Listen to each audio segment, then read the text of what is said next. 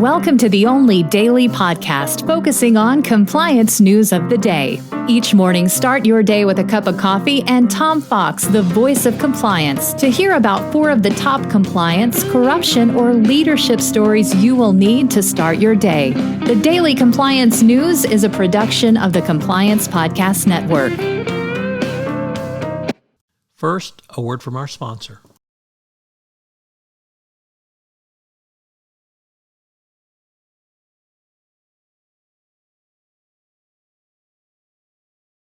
The Daily Compliance News for April 22, 2023, the Big Brother at Work edition.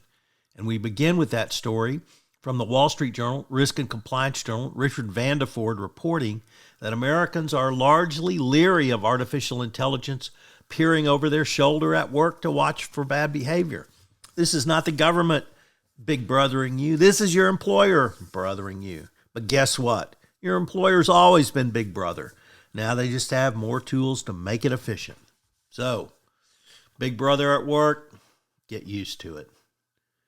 Next up, also from the Wall Street Journal, this time from the sports section, Max Scherzer was suspended for 10 games for using, quote, sticky stuff, end quote. Now, sticky stuff is illegal for pitchers in baseball, except when it's not. And it's legal except when it's not. But here's the problem.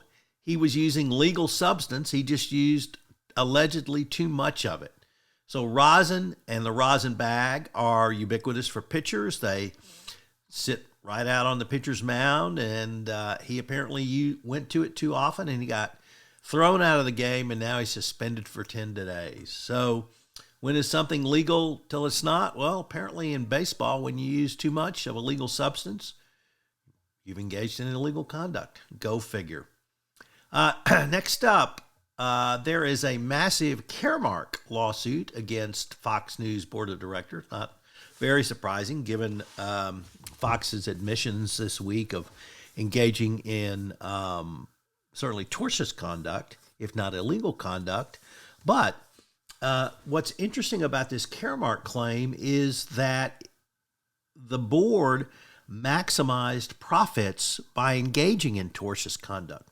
That's not been held to be a Caremark violation before. Previously, under Caremark, you had to have engaged in illegal conduct. So Boeing 737 MAX, Bluebell Ice Cream, Listeria outbreak, accounting fraud, other forms of financial fraud.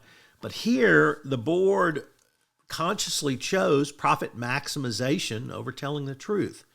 And so if this Caremark claim succeeds, it could really change the requirements of a board of directors. And our final story comes to us from an opinion piece from the New York Times, which asks, did Fox News just pay for the privilege of continued corruption? Obviously, in a legal settlement, both sides declare victory. The best settlement is said to be one nobody likes. So probably this was a pretty good settlement. Dominion did get $785 million in cash. Fox got out of a hugely even more embarrassing situation than they're in.